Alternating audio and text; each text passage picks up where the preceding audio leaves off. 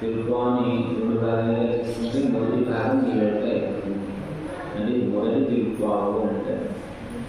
రేపటి నుంచి రెండవ తిరుపావు ప్రారంభం.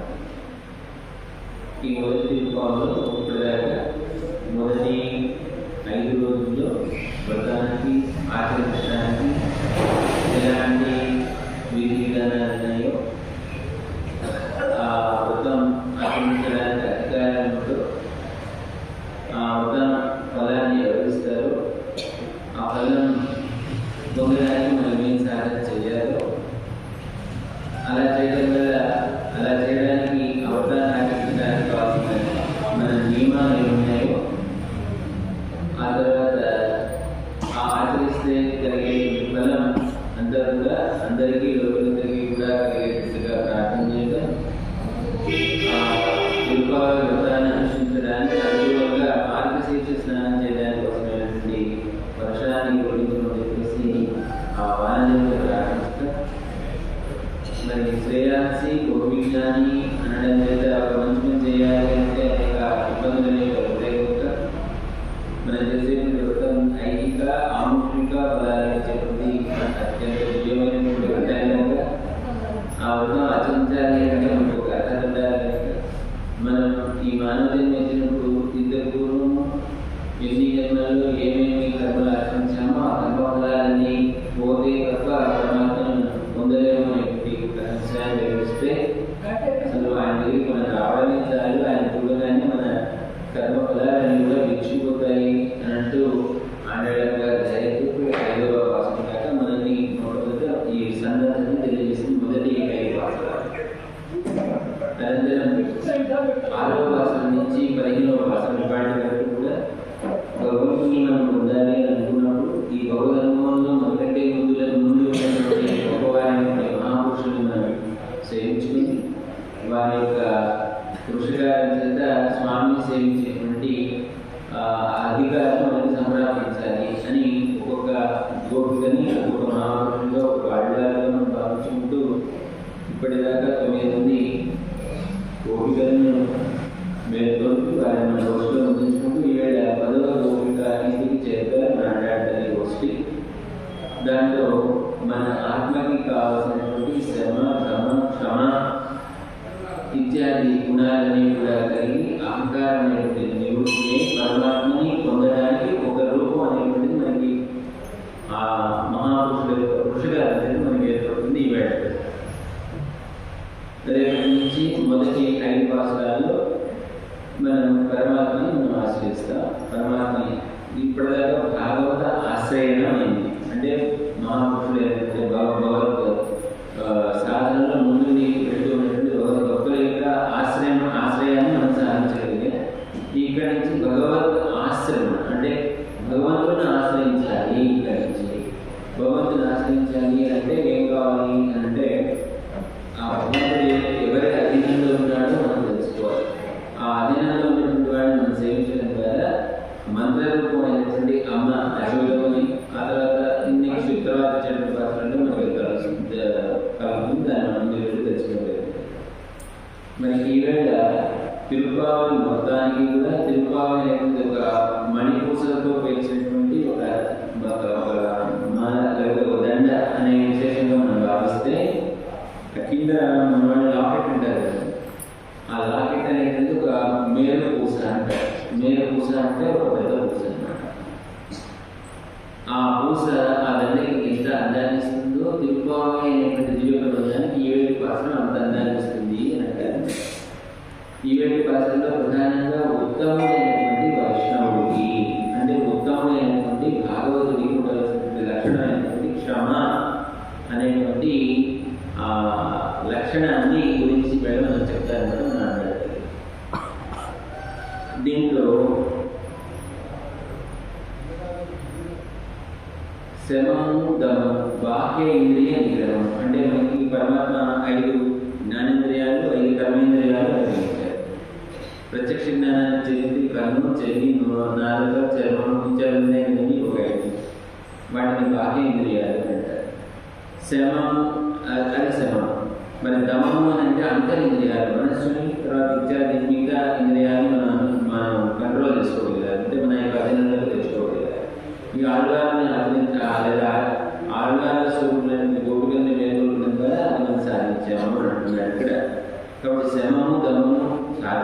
తర్వాత ఉన్నతమైనటువంటి క్షమ అనేటువంటి గుణాన్ని కూడా మనం లక్షణాన్ని కూడా మనం పొందాలి అని అంటున్నారు. కాబట్టి ఇలాంటి ఆవశ్యకమైనటువంటి శ్రమ ధర్మ క్షమ అనేటువంటి గుణాలను పొందేటట్లయితే వీటన్నిటిలోకి కూడా క్షమ అనేటువంటిది పరాకాష్ఠకు చెందినటువంటి గుణము అంటారు.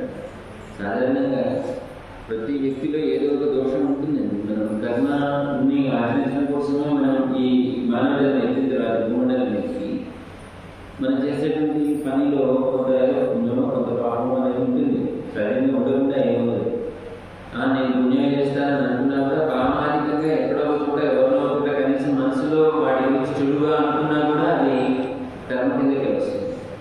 అలా కాకుండా ఈ కాయంతో కానివ్వండి నోటితో కానివ్వండి మనం చేసేటువంటి పనుల్లో ఏదో ఒక తప్పు అనేది దొరుకుతుంది. తప్పు లేని వారు అందరూ ఉరివి ఎవరిగా ఉండు తప్పు అని చెప్పారు కదా.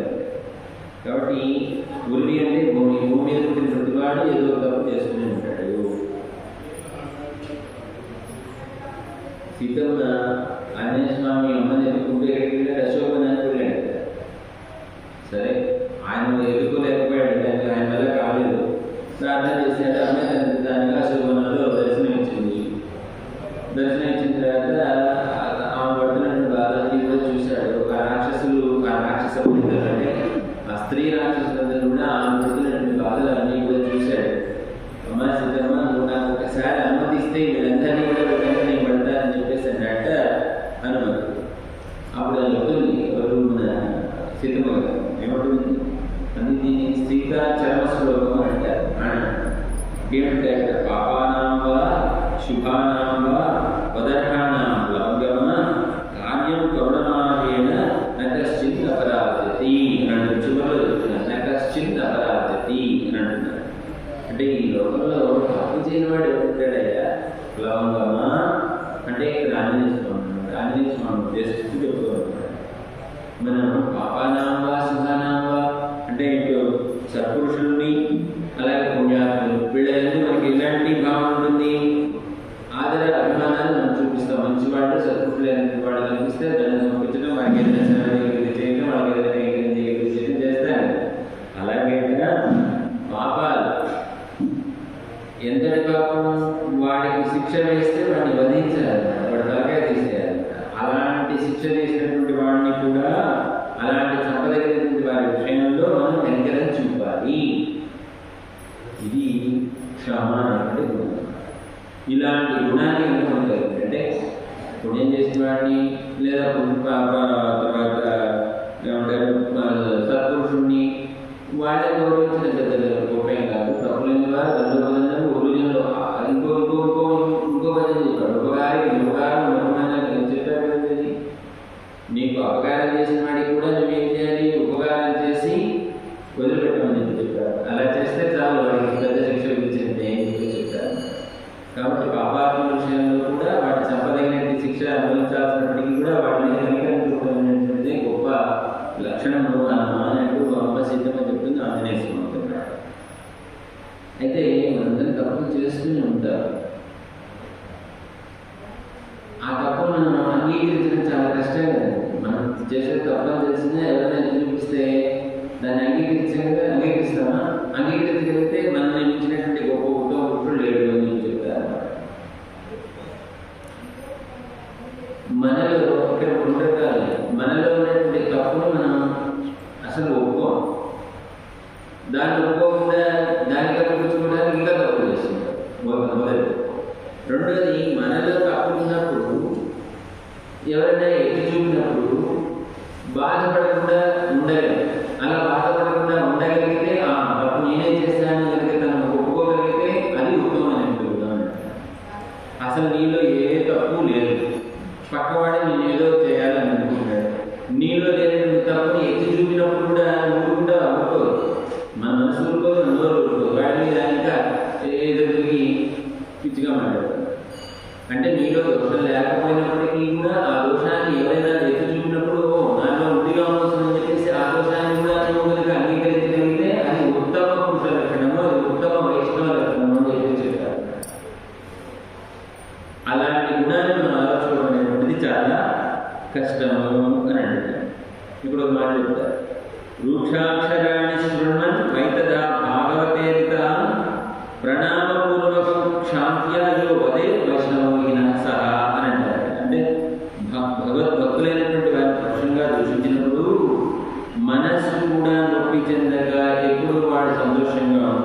సంతోషంతో స్వీకరిస్తాడో వాడే వైష్ణవుడు అని చెప్పేసి చెప్తారు.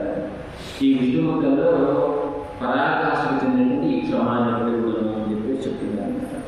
ఒకసారి పరాశరుడు గారిని పూరతాడు వారి యొక్క కుమారుడు అనమాట. రంగనాథుడి యొక్క ప్రసాదం చేత నిర్మించినటువంటి వారు పరాశరుడు గారు. వీరు శ్రీరంగంలోనే ఉంటారు. శ్రీరంగానికి పురోహితుడు, అంటే రంగనాథ స్వామి చేసేటువంటి అన్ని వైదిక కార్యక్రమాలకి ఈయన పౌరోహిత్యం వహిస్తూ దగ్గరుండే కార్యక్రమాలు కూడా జరిపించేది దగ్గర. అలాంటి వారు కూడా ఒకసారి వెళ్ళి స్వామిని శాస్త్రాన్ని నమస్కరించుకుంటూ మనం భగవంతుడి దగ్గరికి వెళ్ళినప్పుడు నాకు అది అని మనం ముందు కోరకూడదు. మరి ఏం చేయాలి? మనం కోరాల్సింది ఏంటంటే ముందు నీలో ఉన్నటువంటి తప్పులన్నీ అక్కడ పెట్టాడు. అయ్యా నేను ఇలాంటి దుర్మార్గుడిని, దుష్టుడిని, ఇట్లాంటి వాడిని, అట్లాంటి వాడిని, నా ఈ పాపాలన్నీ కూడా నువ్వు క్షమించి నాకు నీ యొక్క కైంకర్య యోగ్యత కలిగించాలయ్యా. ముందు ఆయన ప్రార్థన చేస్తే అప్పుడు ఇప్పటిదాకా తిరుగుతున్నవాడు వచ్చి 2 చేతులు జోడించి ఇప్పటిదాకా బయట తిరిగానయ్యా, నువ్వేంటో నాకు తెలియదు, వాడిని వచ్చింది ఆశ్రయించాను చేత అమ్మ ఎంత మార్పు వచ్చింది వీళ్ళు, కనుక నేను వీడిని రక్షించాలి అనేటువంటి భావం ఉంటుంది కదా. కాబట్టి విమానాలు వచ్చినప్పుడు మనలో ఉన్నటువంటి నైత్యాన్ని నేచర్వాన్ని ముందు ఆయన ముందు ఉంచాలి. కప్పుకొచ్చుకున్నాను అనుకోండి, తర్వాత మళ్ళీ వెళ్ళిపోతాయి. కనుక చెప్పాలి వాళ్ళు పట్టుడాలు అలా సాష్టాంగ పడి సేవించుకుంటూ మనం చేస్తాం. శుద్ర చరమతి అసూయ రసమభూ కృతజ్ఞో దుర్మాని స్మరసో జనవర నృశంస పాపిష్ట దొరకగలదే అని అంటూ తనలో లేకపోయిన అభిమానాలు లేవు. వాస్తవం భగవత్ ప్రసాదం రంగనాథుని యొక్క ప్రసాదం స్వీకరించింది అమ్మగారు. ఆ స్వీకరించిన తర్వాత కలిగారు ఎవరు రాజపడ్డారు వారు లేకుంటే ఇలాంటివి కూడా అలాంటివి లేకపోయినప్పటికీ కూడా ఒకవేళ ఎక్కడన్నా ప్రామాణికంగా నిర్దేశించి ఇలాంటివి ఏమైనా నాలో ఉండేటట్లయితే అవన్నీ కూడా సర్వ అపరాధాలను క్షమస్వ, అన్ని అపరాధాలను నేను క్షమించాలి అని మనం ప్రార్థన చేయాలి. లేకపోయినప్పటికీ కూడా సరే వీళ్ళు నమస్కారం చేసి ఉంటే ఆ ప్రకటన ఈ రెండే కీర్తన అంటే వాటింటే ఏం చెప్పే ప్రతిపదాన్ని అవయాలే చలమతి క్షుద్ర ఇట్లాంటివన్నీ చెబుతా అవును అని అంటున్నారు. అనేసరికి అవి వింటున్నారు. రంగనాథ స్వామి దండం పెట్టడం కన్నా వెనక్కి తిరిగి వచ్చి వారిని దండం సమర్పించి, స్వామి మీరు మాకు ఎంతో ఉపకారం చేశారండి, నాలో ఈ దుర్గుణాలు ఉన్నాయని మీరు సాక్ష్యం చెప్పారు కదా రంగనాథ స్వామికి. కాబట్టి రంగనాథ స్వామి నన్ను ఏం చేస్తాడు? నా పాపాలను తొలగించి ఆయన యొక్క కైంకర్యం చేసేటువంటి యోగ్యత నాకు ఇస్తాడు. ఆయన దండం పెట్టాడు ముందు ఆ స్వామి. కాబట్టి తనలో లేనటువంటి గుణాలు ఎవరైనా ఉన్నాయని చెప్పినా కూడా వాటిని సహృదయంతో స్వీకరించి వాటిని స్వీకరించడమే గొప్ప అని చెప్పి చెప్తారు. ఇంకొక చిన్న దోషం వాళ్ళు లేకపోతే ఎవరైనా ఎత్తి చూపించినప్పుడు బాధపడకూడదు అని క్షమించి వదిలేయాలి. ఎలా అంటే శత్రుఘ్నుడు వచ్చారు, మా నాన్నగారు రాముడు అరణ్యవాసానికి వెళ్ళాడు, కబుర్లు ఉంటారు. ఈ లోపల భద్రుడు శత్రుఘ్నుడు ఇద్దరు కూడా జ్ఞానం ఆయన దగ్గర నుంచి వచ్చారు. వచ్చిన తర్వాత దశరథుడు చేయాల్సినటువంటి కార్యక్రమాలన్నీ అయిపోయాయి. అప్పుడు శత్రుఘ్నుడు ఉంటే ఆ కైక ఉండేటువంటి అంతఃపురాన్ని ఎదుగుతున్నాడు. ఎందుకు అని అంటే అసలు ఇంత దానికి కారణం ఎవరు? ఇంత జరిగి ఆ దశరథుడు వరాలు కోరుకోవడం రాముడు అడిగి వెళ్ళడం, మళ్ళీ దశరథుడు చనిపోవడం, ఇదంతరికి కారణం సీతమ్మ వరాలు. సీతమ్మ వరాలు ఎవరి యొక్క ప్రోత్సాహంతో కోరుకుంది? కైక సరే ఆ కైక కదండి వరాలు కోరుకుంది దశరథుడు. కాబట్టి ఆ కైక వరాలు కోరడానికి ప్రోత్సహించేవారు మందరే కదా. ఈ మందరిని చుట్టుపట్టుకుని చెట్టు కట్టపడుతున్నట్టు దీని తలకాయ తరిగేస్తే దీని అందరికీ నిష్ఠుడు లభిస్తుంది అని చెప్పి మహాకోపంతో ఊడిపోతున్నట్ట ఎవరు? శత్రుఘ్నుడు. అది చూశాడు. అప్పుడు మాట చెప్తాడు. ఏం చెప్తాడు? నా మందరయా నచ మాతురస్యా దోషో రామో నచ రాఘవస్య మత్ పాపమేవాత్ర నిమిత్తమాసి వన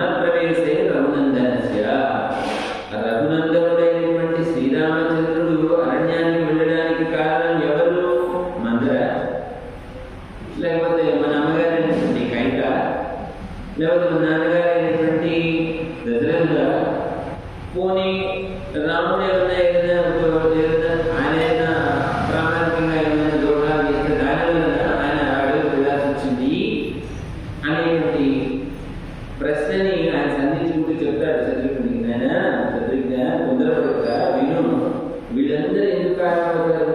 ఇప్పుడు వాస్తవానికి ఆలోచించింది ఎవరిలోనండి? భక్తుల్లో రాజ్యాన్ని పొందాలి అనే కాంక్ష ఉంది కాబట్టి రామచంద్రుడు నీ అడవికి పంపించేశాడని చెప్పేసి మనం అనుకుంటాం కదా. కైకని అలాగే చెప్తాను, మందరిని చెప్తాను, వాళ్ళ నాన్నగారు దశరథుని కూడా చెప్తాను. వాళ్ళకి కాదు తప్పు.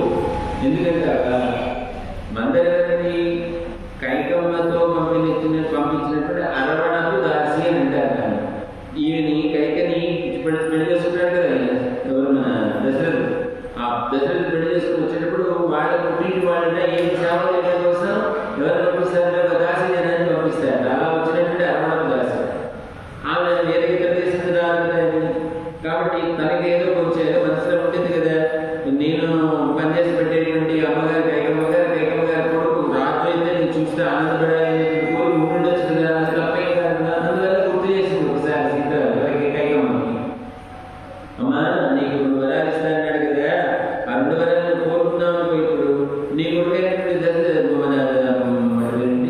భరతుడికి రాజ్యం దక్కుతుంది, రాముడు అరణ్యవాసానికి అలా కోరుకోమని ప్రోత్సహించింది కదండి మన కైకని. సరే ఆమె చెప్పింది కదా, కాబట్టి అలా అనడంలో దోషం లేదు ఎవరికి, మందరి. ఎందుకంటే తను ఆశ్రయించినటువంటి కైక ఆమె బాగుండాలి, ఆమె కొడుకులు బాగుండాలని కోరుకుంటున్న ఆమె తప్పలేదు. కాబట్టి పక్కన పెట్టేసి పోనీ అమ్మగారైనటువంటి కైకరి దోషం అంటే కైకరి దోషం అవుతుంది. కన్నని బిడ్డ ఉన్నది చూడాలనుకుంటుంది, రాజు కావాలని కోరుకుంటుంది. కాబట్టి భర్తని రాజు చేయాలని కోరుకుంటాను, తప్పలేదు కదా. కాబట్టి అమ్మలు కూడా తప్పలేదు. మరి మూడోది తప్పు అని మనం అనుకుంటున్నాం, దశరథుడు తప్పు. దశరథుడు ఎందుకు తప్పు అవుతుంది? ఆయన అసత్యవాడు కదా, ఆయన అంశంలో ఉన్నటువంటి ఎవరు కూడా అసత్యవాడేటువంటి వాడు కాదు కదా. అలాంటప్పుడు మరి ఆయన సత్యాన్నే పలుకుతూ తాను అప్పుడు ఇచ్చినటువంటి 2 వరాలని కైకి ఇచ్చాడు. కాబట్టి నాన్నగారు కూడా తప్ప కాదే. పోనీ రామచంద్రుడు ఏమైనా తప్ప? ఇంత జరిగినా కూడా అందరూ ప్రజలందరూ కోరుకున్నారు, వశిష్ఠుడు ముహూర్తం పెట్టాడు, అన్ని జరిగినా కూడా ఆయన ఎందుకు కాలేదు అంటే రామచంద్రుడు ఏమైనా దోషం చేస్తున్నదా, లేకపోతే ఆయన పాపం చేశాడా అంటే ఆయన పాపం చేయలేదు. చక్కగా రేపు పటాభిషేకంగా ఈరోజు సాయంత్రం అక్కడి నుంచే ఉపవాసం ప్రారంభించి నారాయణ సన్నిధి పెట్టి సేవించి వచ్చాడు. కాబట్టి ఆయనకి ఒక దోషం కాదు. మరి ఇంతకీ కారణం ఏంటి? రామచంద్రుడు అరణ్యానికి వెళ్ళడానికి కారణం ఏంటంటే మత్పాపమేవా, నేను చేసుకున్నటువంటి పాపం వల్లనే ఇందరికీ ఇన్ని బాధలు వచ్చాయి. వాస్తవంగా దోషం ఎవరిదైనప్పటికీ మనం చూస్తే ఏం తెలుస్తుంది? మందరిలో నుంచి కైకో దశరథుడితో వస్తుంది. కానీ అవన్నీ వాళ్ళ దోషాలు కాదు. అసలు రామచంద్రమూర్తి అడవికి వెళ్ళడానికి కారణం మత్పాపం, నేను చేసుకున్నటువంటి పాపమే ఆ రామచంద్రుడిని అడవికి పంపించింది. ఇది ఉత్తమమైనటువంటి క్షమాపణ అని చెప్తారు. అంటే భరతుడు ఉన్నటువంటి గొప్ప గుణము అని అంటారు. ఇది మహాపురుషుల యొక్క లక్షణం అని అంటారు. ఇంకొకటి మూడో తన యందు దోషం ఉన్నప్పటికీ ఆ దోషాన్ని అంగీకరించడం అనేది అది కూడా ఉత్తమమైనటువంటి లక్షణమే. హనుమతో అమ్మ సీతమ్మ చెప్తూ ఉంటుంది, నా ఈ స్థితికి నేను వచ్చి ఇక్కడ రావణాసురుడి యొక్క దీంట్లో పడి లంకలో పడి అశోకవనంలో ఇంత బాధపడడానికి ఇన్నాళ్ళు రామచంద్రమూర్తి నుంచి వియోగం అనుభవించడానికి కారణం ఏమైందో తెలుసా అని సీతమ్మ చెప్తాను. ఏం చెప్తోంది? మామయ్య దుష్కృతం కించిత్ మహదస్తి న సంశయ. మామయ్య దుష్కృతం, నేను చేసినటువంటి పాప చిన్న పాపం ఒకటి చేసిందా పెద్ద పాపం ఒకటి చేసింది అని తాను ఒప్పుకుంటాను. తాను పాపం చేశానని ఒప్పుకుంటాను కదా సీతమ్మ. సీతమ్మ పాపం చేసిందా అని అనుకుంటామండి. సీతమ్మ ఉత్తమోత్తమ నారీనా ఉత్తమ వధు అని పేరు. ఉన్నటువంటి స్త్రీలందరిలో కూడా ఉత్తమమైనటువంటి రాజులు అంటే సీతమ్మ. అలాంటి తప్పు చేయడం అంటే తప్పు చేశాను ఒప్పుకుంటుంది. ఏం చేసింది తప్పు అంటే 2 తప్పులు చేసింది. ఒకటి భగవద్ అపచారం, భగవంతుడి ఎడల అపచారం. అంటే మనం ప్రేమించి లేదా మన భక్తిలో పొందేటువంటి ఆ భగవానుడి ఎడల అపచారం ఒకటైతే, ఆయన ఆశ్రయించినటువంటి భక్తుల ఎడల చేసినటువంటి అపకారం అంటారు. భగవద్ అపచారం, భాగవత అపచారం 2 చేశాను అని చెప్తుంటారు. ఏమిటి ఆమె చేసిన భగవద్ అపచారం? భగవద్ అపచారం అంటే భాగవత అపచారం చాలా పెద్దది. మొట్టమొదటి చిన్న తప్పు ఏంటి ఆమె చేసింది అంటే, అరణ్యవాసానికి వెళ్ళేటప్పుడు రామచంద్రమూర్తి ఏమన్నాడు? సీతమ్మ, నువ్వు రావద్దు, నువ్వు ఇంట్లోనే ఉండు, వాళ్ళని అంతఃపురంలో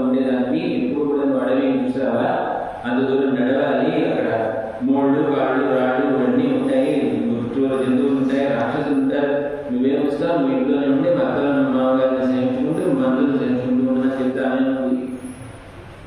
ఏమయ్యా నీతో పాటు నన్ను రక్షించుకోలేను? మా నాన్నగారికి తెలిస్తే పురుషుడి రూపంలో ఉన్నటువంటి స్త్రీకి మా అమ్మాయిని ఇచ్చాను, ఆయన బాధపడి ఉండేవారు, ఆయన మాటగా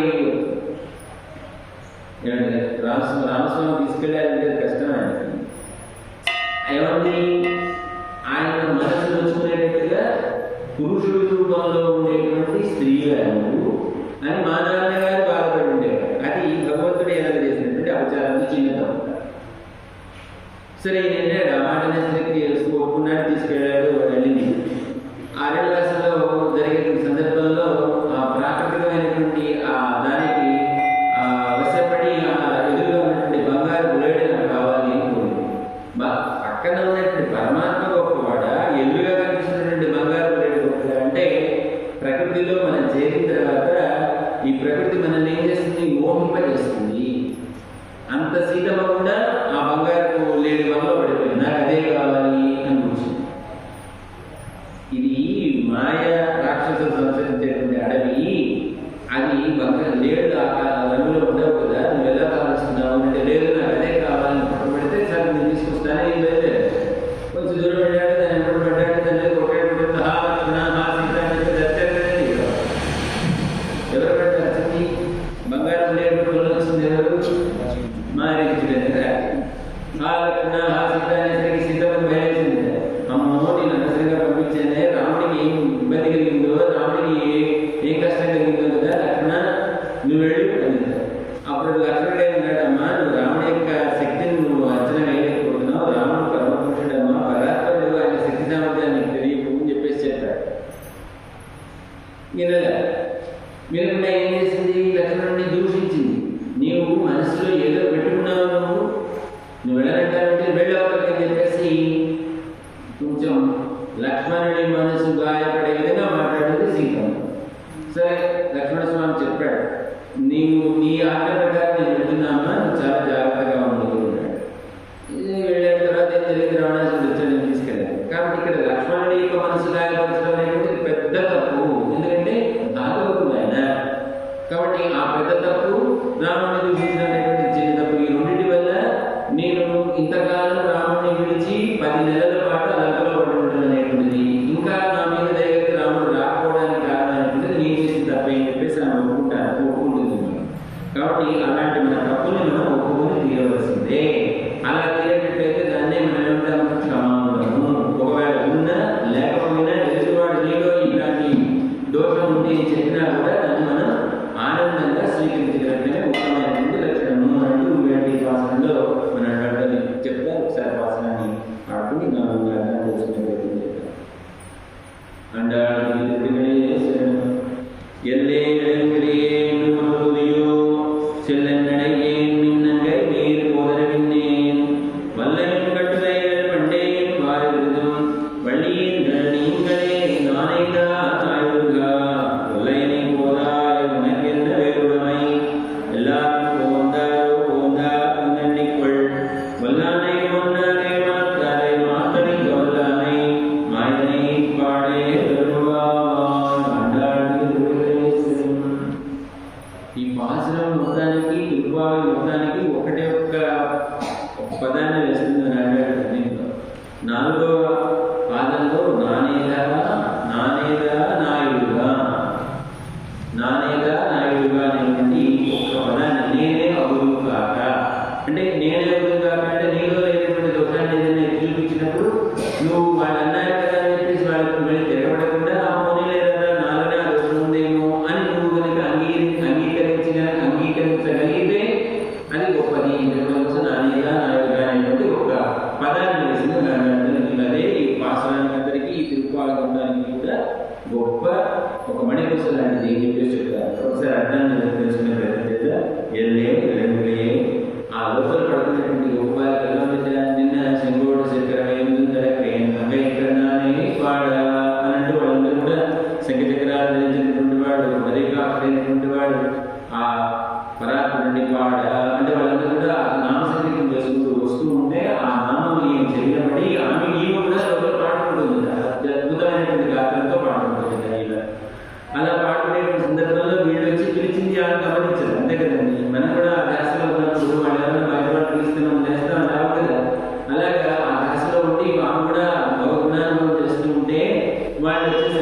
వచ్చేసి ఏమమ్మా ఇంకా నిద్ర లేవాలి అంటున్నారు. ఏమంటున్నారు? చిలుక అంటే లోపల పట్టుకున్న గోపాలకి ఎలా ఉంది? ఒక లేక చిలుక అంటే బాల్యంలో ఉంటుంటే ఒక చిలుక ఎలా ఉంటుందో అనమాట. ఇన్నం గురంబుదియో ఇంకా నిద్రిస్తున్నాడమ్మా అని అంటారు. వస్త్రాన్ని నిద్రిస్తుందా? పడుకోలే, మరేం చేస్తాను? వాళ్ళు చేసేటువంటి భగవద్గుణానుభవంలో ఈ కూడా చేరి తాను కూడా భగవద్గీత యొక్క గుణ కీర్తన చేస్తాను. ఇప్పుడు నువ్వు నిద్రిస్తున్నావు, ఇంకా పడుకున్నావా అని అంటే మనకు తెలుసు కదండి. మనం చేస్తున్నప్పుడు ఎవరైనా మనల్ని ఏంటి ఇక్కడ ఇంతేనా అన్నారనుకోండి, మనం అంతా కాదు. మనం ఏదో పని గాల్లో ఉన్నప్పుడు నువ్వు ఎందుకు చేస్తున్నావు అని ఎవరైనా మనం అన్నప్పుడు మనకు మనసు కష్టం కలుగుతుంది.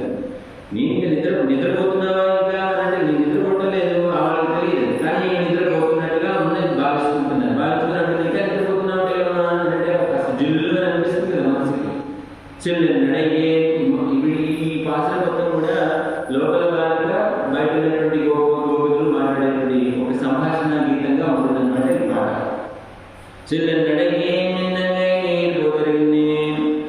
బా అలా పిలవబడ్డారా జిల్లు అని అంటున్నారు. జిల్లు అని అలా పిలవబడ్డారా అని లోపల నుంచి బాలిక సమాధానం చెప్తాను. ఎందుకని? ఇదిగో ఇప్పుడే వచ్చేస్తున్నా నేను, అలా పిలవకండి అని అంటారు. నిద్రపోతున్నావా అంటే నిద్రపోవట్లేదు, అలా పిలవకండి, నిద్రపోవడం నేను ఇదిగో వచ్చేస్తున్నా అన్నట్టుగా ఆమె సమాధానం చెప్పింది. చెప్తే వీళ్ళు ఊరుకుండా మళ్ళీ కోతలు ఎక్కిస్తున్నారు. వల్లైలు కట్టురైలు పండేలు బాగుంది ఏమమ్మా వల్లై ఓ నేర్పు కలిగినటువంటి దానా, కట్టురైలు నీ యొక్క నేర్పు గల మాటలు నాకు బాగా తెలిసిలేవమ్మా.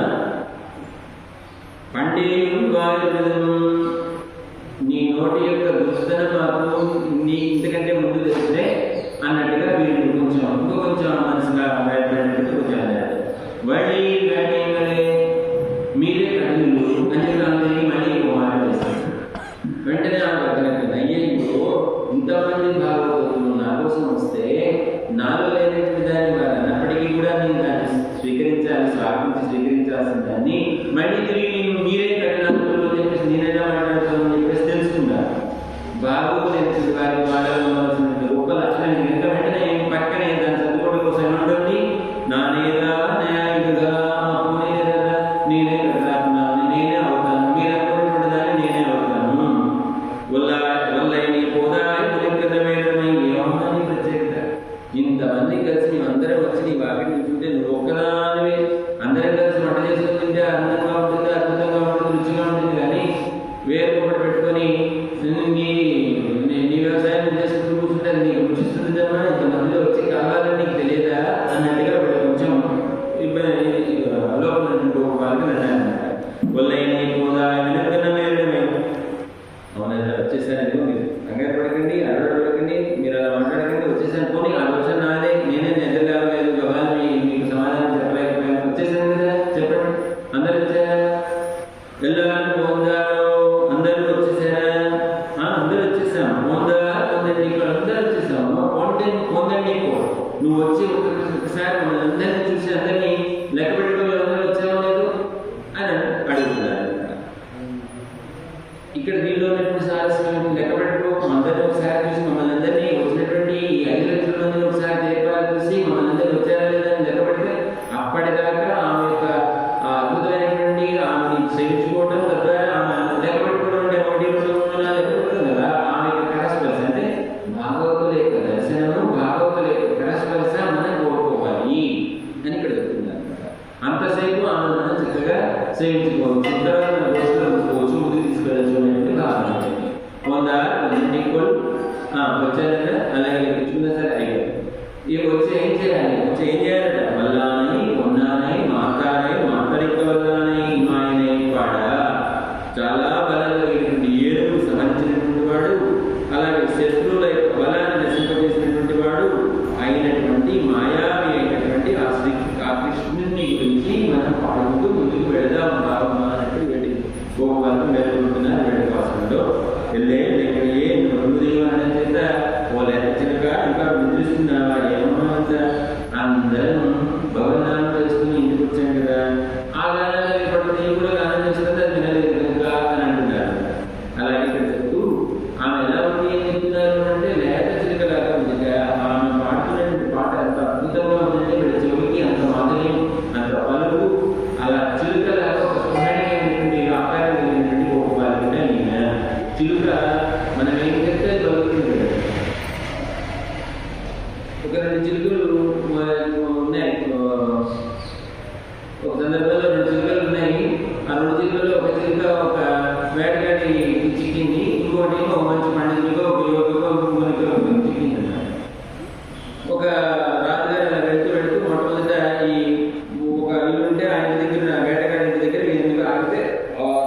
చిలుక అంటుంది ఆ వచ్చినటువంటి రాజుగారిని చూసి చంపండి, ఏముంటుంది అది, చంపండి, నరకండి, వాటి రక్తం తాగండి అని అంటుందంటే ఆ చిలుక. ఇదేంటి చిలుక చంపండి నరకండి రక్తం తాగండి అని ఉంటుంది చిలుక అని చెప్పేసి మరి చిలుక ఏం చేయలేదు కదా. ఆ ఇల్లు దాటి కొంచెం ముందుకు వెళ్ళారు వెళితే అక్కడ ఒక మునిగారు ఎరుగారు ఆశ్రమం ఉంది. అక్కడ ఇంకొక చిలుక ఉంది. ఆ చిలుక ఏముంటుంది, రండి భాగవతులు వచ్చారండి, తీర్థం తీసుకురండి, కాళ్ళు రండి, వారికి కావాల్సిన ఇవ్వండి అని చక్కగా అన్నయంగా మాట్లాడుతుంది. ఇదేమంటుంది, రండి దుష్టుడు ఆయన వచ్చాడు, రండి చంపండి నరకండి వాటి రక్తాన్ని తాగండి అంటే ఆ చిలుక ఏముంటుంది, భాగవతులు వచ్చారు వారికి తీర్థం పట్టుకురండి, వారి కాళ్ళు రండి, వారికి ప్రసాదం ఇవ్వండి అని ఆలోచిస్తుంది. అంటే ఇక్కడ ఈ రెండు చిలుకలు ఉన్నటువంటి తేడా ఏంటంటే రెండింటికి కూడా వాటితో మాట్లాడలేదు, కానీ వాటిని మాట్లాడేట్టుగా మనం మార్చగలిగితే అవి మనం ఏం చెప్తే అవి అంటాయి. కాబట్టి భాగవతులైనటువంటి ఈ చిలుకని రెండో చిలుకతో పోలుస్తున్నారు. అలాంటి భాగవత లక్షణాలు చిలుక ఎలా ఉంటుంది అంటే లేక చిలుక అలా ఉంటుంది అని అంటున్నారు. ఎలా ఉండాలంటే పాండిత్యగలిగినటువంటి వాడు, మంచి చదువు కలిగినటువంటి వాడు, జ్ఞానం కలిగినటువంటి వాడు ఎలా ఉండాలంటే ఎప్పుడు అంటే పాండిత్యం నిర్విద్యైన బాల్యేన కృష్ణాసే అంటారు. ఒక చిన్న బాలుడి రూపంలో ఉంటారు వాళ్ళందరూ. ఎందుకంటే వాళ్ళు స్వాతంత్రం కలిగినటువంటి వాళ్ళు ఎలా ఉంటారట. వాళ్ళకి ఏముంటుంది అంటే గ్రహణ ధారణ పోషణ బట్టలు బాధ అనేటువంటి ఒక మాట ద్వారా చెప్తారు.